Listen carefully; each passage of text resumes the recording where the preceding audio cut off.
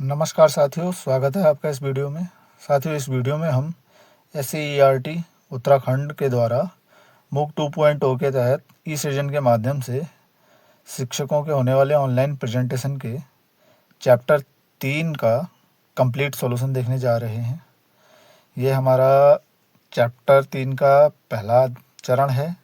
Chapter का नाम है क्रिएटिंग एंगेजिंग प्रेजेंटेशन। इसमें कुल 7 चरण है। ये पहला चरण है।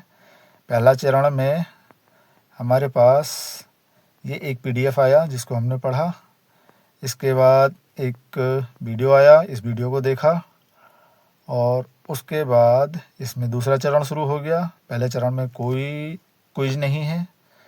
दूसरे चरण में एक PDF आया और उसके बाद इस PDF के बाद में ही क्विज आ गया। तो क्विज का पहला प्रश्न है, ऑनलाइन शिक्षण में रियल टाइम सहयोग के लिए कौन सा टूल सबसे उपयुक्त है? इसका उत्तर हमने लगाया है गूगल स्लाइड, सही आंसर है। दूसरा प्रश्न है, कौन सा सिद्धांत ये सुनिश्चित करता है कि विजुअल तत्व समान रूप से वितरित हों? हमने उत्तर लगाया अलाइनमेंट, गलत उत्तर हो गया। आप अलाइनमेंट मत लगाइएगा, कुछ और लगाइएगा। प्रश्न 3 है, कौन सा डिजाइन तत्व पठनीयता बढ़ाता है? हमने लगाया उचित फॉन्ट साइज और स्पेसिंग, सही उत्तर। नेक्स्ट है प्रश्न 4, कैनवा को सबसे अच्छी तरह से कैसे वर्णित किया जा सकता है? हमारा उत्तर था प्रेजेंटेशन के लिए डिजाइन केंद्रित टूल, सही उत्तर है। प्रश्न 5 है, निम्न में से कौन गूगल स्लाइड की विशेषता नहीं है? हमने लगाया ऑप्शन ऑफलाइन एडिटिंग, सही आंसर।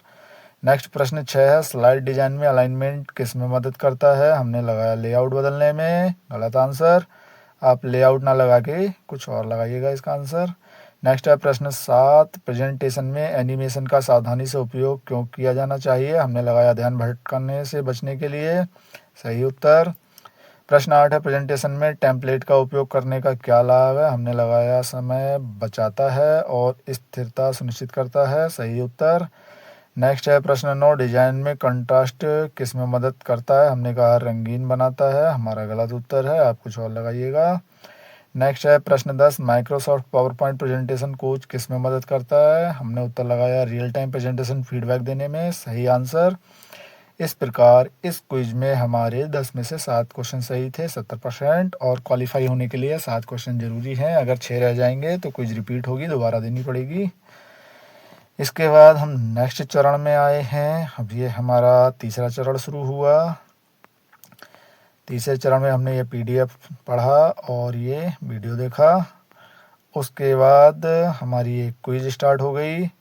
पहला प्रश्न है, इंटरैक्टिव प्रेजेंटेशन क्या होती है? हमने लगाया आंसर ऑप्शन C, जहां छात्र भाग लेते हैं और उत्तर देते हैं, सही उत्तर।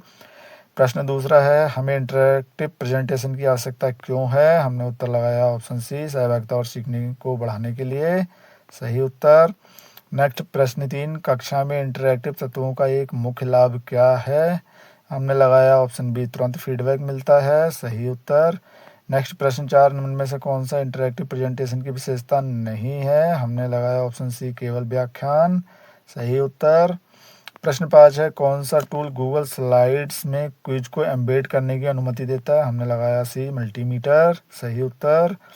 प्रश्न 6 है, मल्टीमीटर में किस प्रकार के प्रश्न बनाए जा सकते हैं? ऑप्शन B, बहुविकल्पीय, सही उत्तर। नेक्स्ट प्रश्न 7, शर्मीले छात्रों को आसानी से भाग लेने में क्या मदद करता है? हमने लगाया ऑप्शन B, इंटरैक्टिव टूल और क्विज, सही उत्तर। नेक्स्ट है प्रश्न 8, प्राथमिक रंग कौन सा है? हमने उत्तर लगाया ऑप्शन A, नीला, सही आंसर।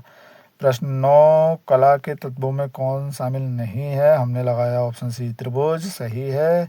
नेक्स्ट प्रश्न 10, कौन सा प्लेटफॉर्म गेम आधारित क्विज की अनुमति देता है? हमने लगाया ऑप्शन A, काहूट, सही आंसर। इस प्रकार इस क्विज में हमारे 10 में से 10 आंसर सही, स्कोर 100%। इसके बाद हमने नेक्स्ट चरण की तरफ रुख किया। अब हमारा ये वर्तमान चरण संख्या 4 है। चौथे चरण में हमारे पास ये PDF आया, हमने इसको पढ़ा। उसके बाद हमारे पास ये वीडियो आया, हमने इसको देखा। लेकिन चौथे चरण में क्विज नहीं आई। बिना क्विज के ही हम लोग चले गए अब चरण 5 में। ये आ गया चरण 5। चरण 5 में हमने ये PDF पढ़ा और PDF के बाद ये वीडियो देखा और उसके बाद इसकी क्विज। पहला प्रश्न है, शैक्षिक उपयोग के लिए निम्न में से कौन सा प्लेटफॉर्म उच्च गुणवत्ता वाली रॉयल्टी फ्री छवियां प्रदान करता है? ऑप्शन पिक्सावे, सही उत्तर।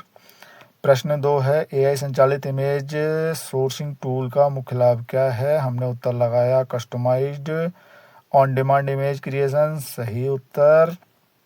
नेक्स्ट प्रश्न 3, कौन सा एआई टूल टेक्स्ट प्रॉम्प्ट से हाई रेजोल्यूशन इमेज बना सकता है? हमने लगाया विंग इमेज क्रिएटर, सही आंसर। नेक्स्ट प्रश्न 4 है, गूगल इमेज सर्च का उपयोग करके इमेज प्राप्त करने का पहला चरण क्या है? हमने लगाया ऑप्शन go-to-image.google.com, सही आंसर। प्रश्न 5 है, अनस्प्लैश जैसे साइट से इमेज डाउनलोड करने से पहले क्या जरूर जांचना चाहिए? हमने लगाया कंटेंट लाइसेंस, ऑप्शन सही है।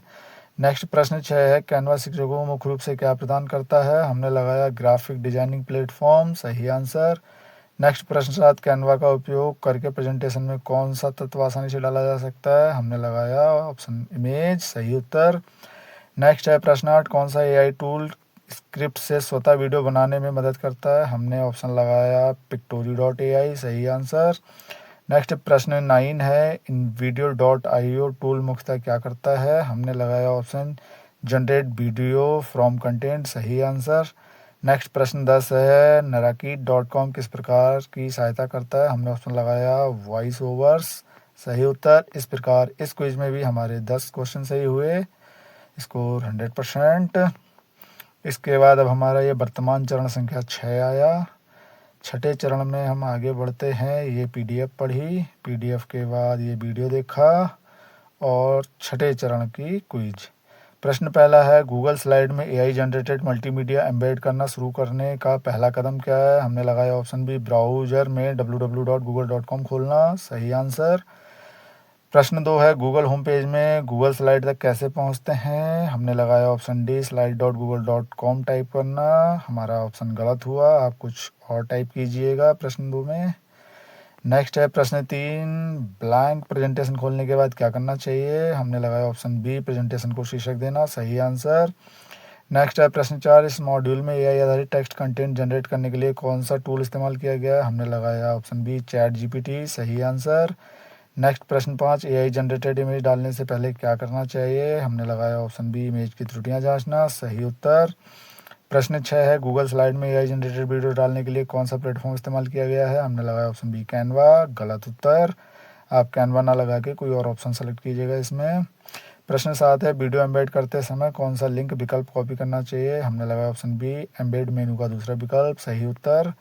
प्रश्न 8 है, गूगल स्लाइड में वीडियो लिंक कहाँ पेस्ट किया जाता है? हमने लगाया ऑप्शन बी, टेक्स्ट बॉक्स में, सही उत्तर।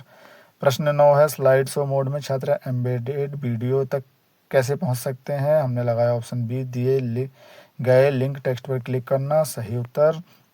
नेक्स्ट प्रश्न 10, प्रेजेंटेशन को रोचक बनाने के लिए कौन सा इंटरेक्टिव एलिमेंट जोड़ा गया है? हमने लगाया ऑप्शन बी, क्विज, गलत।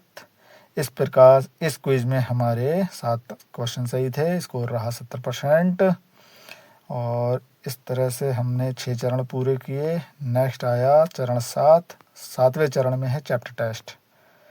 चैप्टर टेस्ट का चरण जो 7वां है, इसमें अब हमारा चैप्टर टेस्ट में 10 चैप्टर हैं, प्रयास हमारे 4 हैं। पहला प्रश्न है, इनमें से कौन सा तत्व प्रस्तुति को इंटरेक्टिव बनाता है? ऑप्शन सी, क्लिक करने योग्य लिंक और क्विज, सही आंसर। प्रश्न दूसरा है, आंकड़ों को प्रभावी ढंग से विजुलाइज करने में क्या मदद करता है? उत्तर है ऑप्शन ए, चार्ट और ग्राफ, सही उत्तर। प्रश्न संख्या 3 है, प्रस्तुति में बुलेट पॉइंट का मुख्य उद्देश्य क्या है?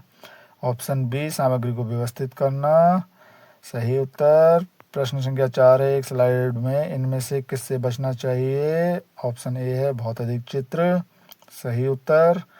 नेक्स्ट प्रश्न 5 है, गूगल स्लाइड में रेस्पॉन्सेस कैसे डाले जा सकते हैं? उत्तर है A, using chart and link, chart और लिंक के माध्यम से, ऑप्शन सही है। प्रश्न संख्या 6 है, किसी पाठ के लिए मल्टीमीडिया चुनते समय क्या जांचना चाहिए? ऑप्शन बी, शिक्षण उद्देश्य से मेल, सही आंसर। प्रश्न संख्या 7 है, निम्नलिखित में से कौन सहयोगात्मक सीखने को बढ़ाता है? बी, शेयर्ड गूगल स्लाइड, साझा की गई गूगल स्लाइड, सही आंसर।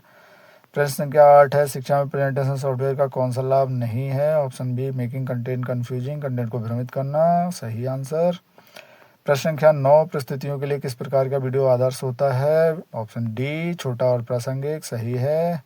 प्रश्न संख्या 10, स्लाइड के बीच ट्रांजिशन का उपयोग क्यों किया जाता है? ऑप्शन बी फ्लो को स्मूथ और प्रोफेशनल बनाने के लिए, सही आंसर। इस प्रकार इस चैप्टर टेस्ट में हमारे 10 में से 10 क्वेश्चन सही हुए, स्कोर रहा 100%।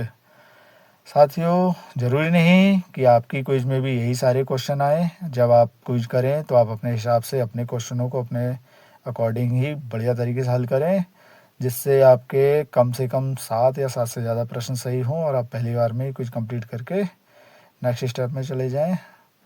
बाकी साथियों, इस वीडियो में यहाँ तक बने रहने के लिए बहुत बहुत धन्यवाद।